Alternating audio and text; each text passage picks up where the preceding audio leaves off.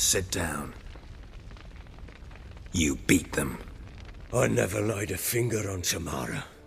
Not once. And on Anna? That's another story. She always knew how to spark my ire.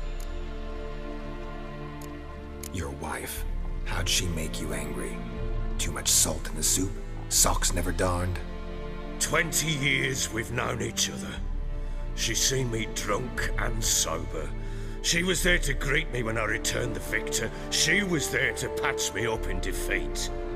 Like no other, she knew where to press, where to pinch, so it would hurt. You beat her? For that? For criticizing you? Oh, Witcher, you haven't a clue, have you? Well, perhaps I shall tell you about it one day. One day, but not today. Expect me to believe you were a loving father to Tamara after that scene in the courtyard? You're free to believe whatever you wish, but she was always the apple of my eye. She had the run of the place, ask anyone. She'd ride the horses, hunt with the men, at times join them on their rounds. And they'd send for her when I flew into a rage, for only she could calm me. Make it sound like she led a charmed life. If that's the case, why'd she run? I'd hardly need you if I knew. You knew they had run away from the start. Yes, I knew. Why didn't you tell me? Wasted my time. Say I had.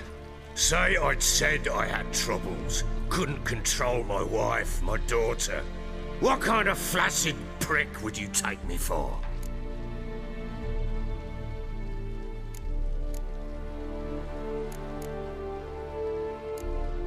Tell me everything you remember about the day they fled. The truth this time. I'd been soaking myself 3 days straight. Anna came to me, said they were leaving. I begged them to stay. She refused to hear it. I tried to stop her. She wriggled like an eel. We struggled. She fell. Last blasted thing I remember. Woke up in the morn, breeches heavy with my own piss. A large bump on my head. Sadly, they were gone. Know what that's like, Witcher? No. How the fuck could you? I was left with nothing. Nothing! Only the bottle. Signs of a fight in the room. Hole in the wall, wine all over the landing. Was that you? Aye. We tussled. She tried to whack me on the noggin with a candlestick, but kept missing. Hit the wall and a pillar instead. I staggered backwards onto the table, spilled the wine, slipped and tumbled. Anna used that moment to flee. She rushed down the stairs, still clutching that damn candlestick. I caught her on the landing. We fell. I thought I had her. Then she turned and smacked me in the head. I blacked out. Don't know what happened next. When I came to, I was alone. Tamara present for all this? She see you quarrel? Through the doorway, perhaps. She didn't enter the room. Shame, too. Things might have turned out differently. The sight of her always calmed me. What happened next? Next? It only got worse. I awoke at sunset, not knowing how many days had passed. Thought it was all a ploughing, drunken nightmare. And then I went to the bedchamber, but Anna was not there. Instead, there was blood everywhere.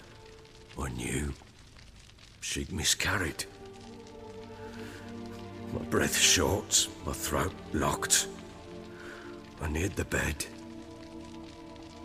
and saw it. It lay there, a tiny thing, defenseless, on bloodied sheets, dead. And it was my doing.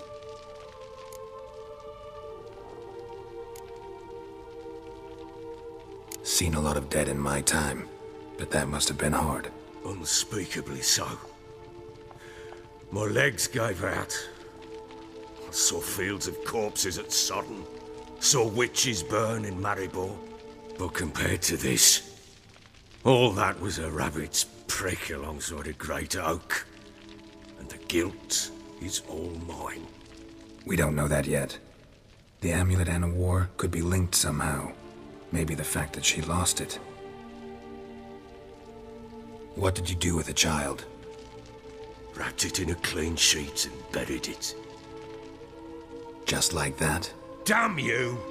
I gave no thought to a funeral. It was a horror. I wanted it to end. That child had been my dream. I told Anna, the little one, our little one, to make things right. Yet she died before she could be born. Understand, Witcher? My child was dead.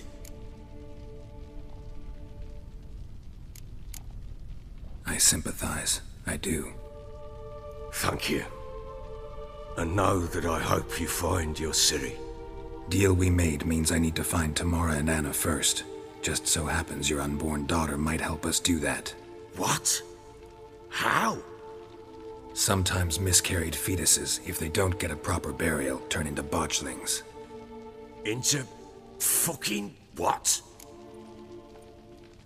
A cursed creature that draws strength from killing pregnant women.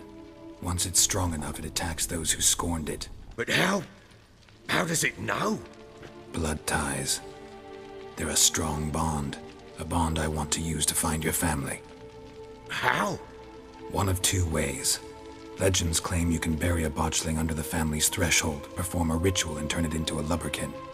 That's a sort of, hob, a guardian spirit that could lead me to your family. And the other way? We kill it and draw some blood. Take that to the Peller and he does the rest. Do not kill my child. It's suffered enough already. Lift the curse that it may finally rest in peace. Still not sure what to do. Whatever you decide, we must put an end to my child's suffering. Whatever we do, we gotta find the botchling first. I'll show you where I buried her, and I'll dig the grave at my threshold. If it turns out we can't transform the botchling into a lubberkin, they can bury us in it. Handy either way. The sooner we resolve this, the better. Best do it tonight, at midnight. Then wait here with me. Near midnight, I'll take you to where I buried her. Get word to the common folk. Ought to stay in their homes tonight and draw a line of salt outside their doors. And try to sober up. Do I take a shovel to dig up the grave? Take it. You'll need it, but not for that.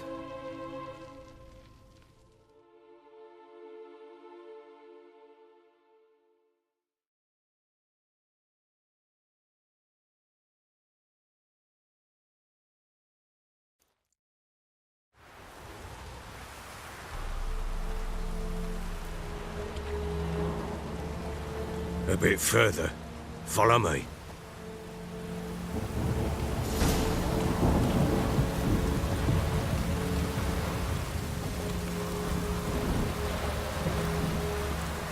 You give the child a name? No. Why would we? Mistake. Names are powerful seals.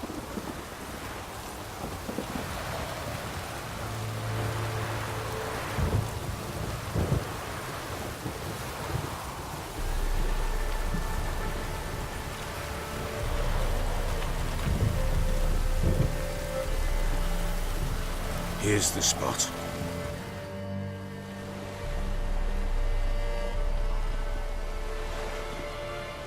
Chose a lovely spot. Damn it, will you relent? I'm ploughing now I've done wrong. Good. The grave's dug up and empty. What's that mean? Botchling's on the prowl.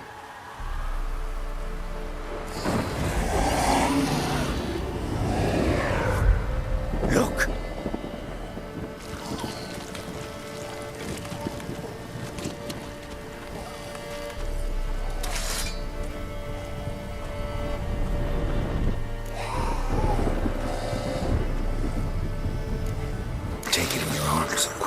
And if it goes Garrity, it'll bite us in the arse before we nab it. Keep screaming and it will turn rabid. It's calm for now. Bloody hell.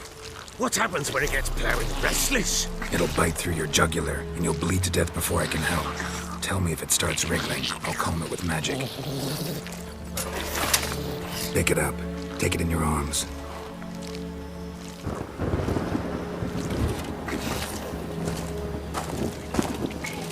Merciful gods!